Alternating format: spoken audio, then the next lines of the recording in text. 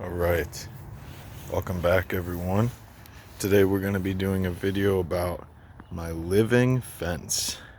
You can see down this line here, we have got a living fence going on.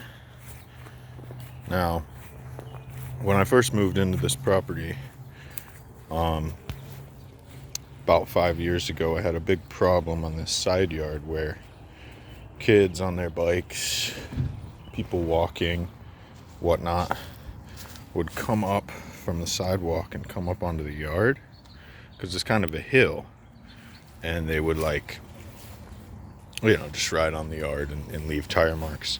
So I decided I'd plant these trees because I was denied the permission to plant a fence. Now this is 5 years later, and I've done something kind of unique. Right here we have the emerald green giant, and then next to it we have the Leyland Cypress. You can see the clear differences. A lot of people get these trees mixed up, but there's clear differences.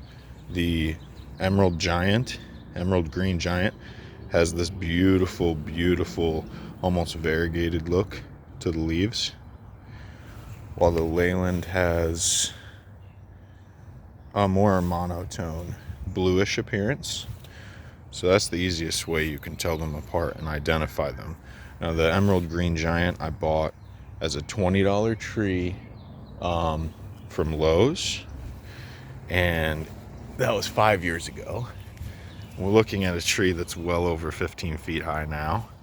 Now the Leyland cypress I bought as a $5 whip. This thing was the size of one of these weeds on the ground. It was literally a little tiny whip, maybe this big.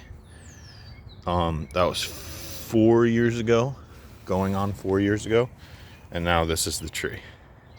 Now I bought the Leyland cypresses smaller, knowing that they grow at a rate much faster than the emerald green giants. Now they've almost touched right here.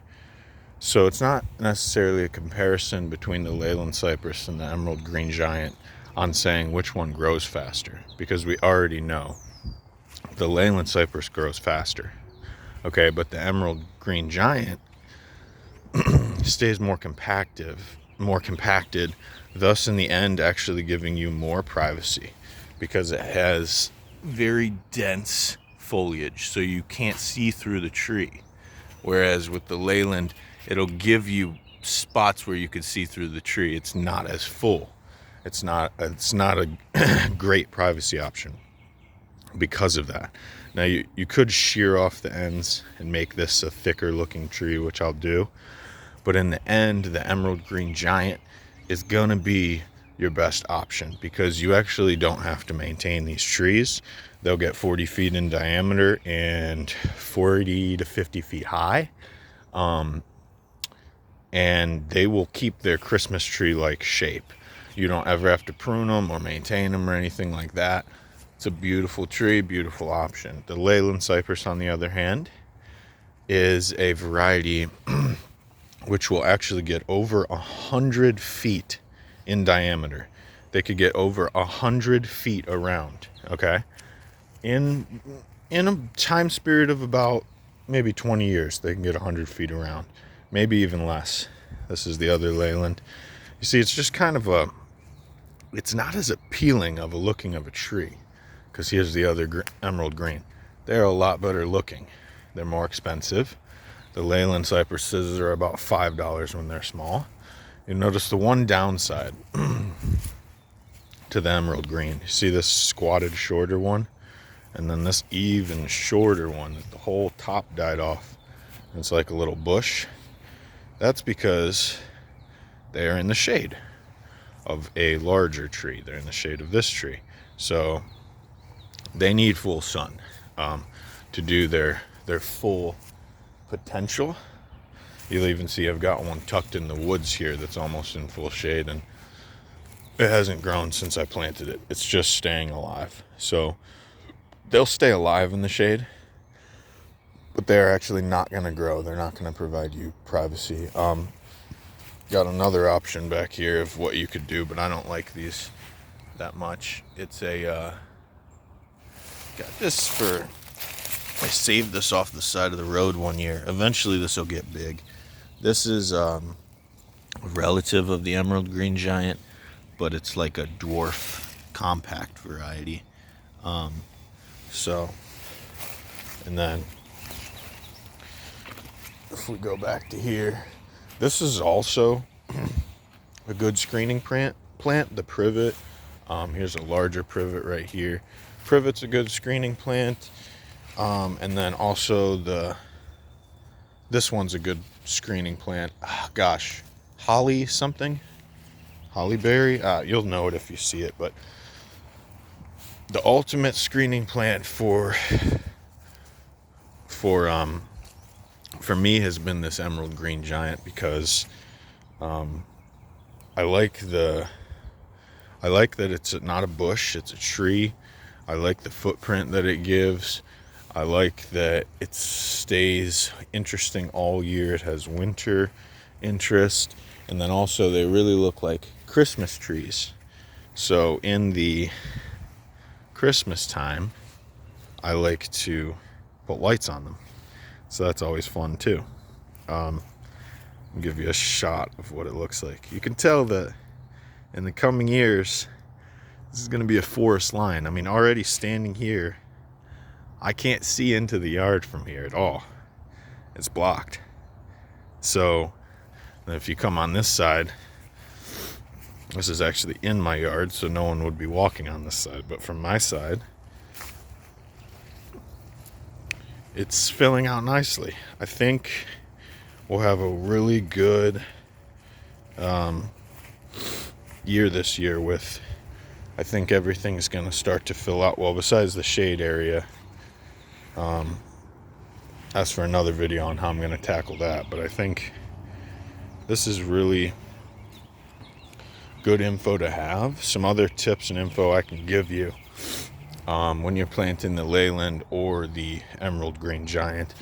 Try and plant them a little bit on a hill, so a little bit where the gradient's sloping down, so they can get good drainage. Okay, also plant them a little bit high, so you don't want to plant them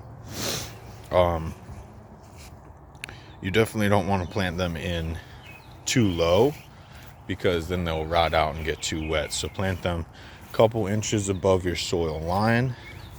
Fertilize them at least the first 4 years. Fertilize them with Hollytone at least once a year. And then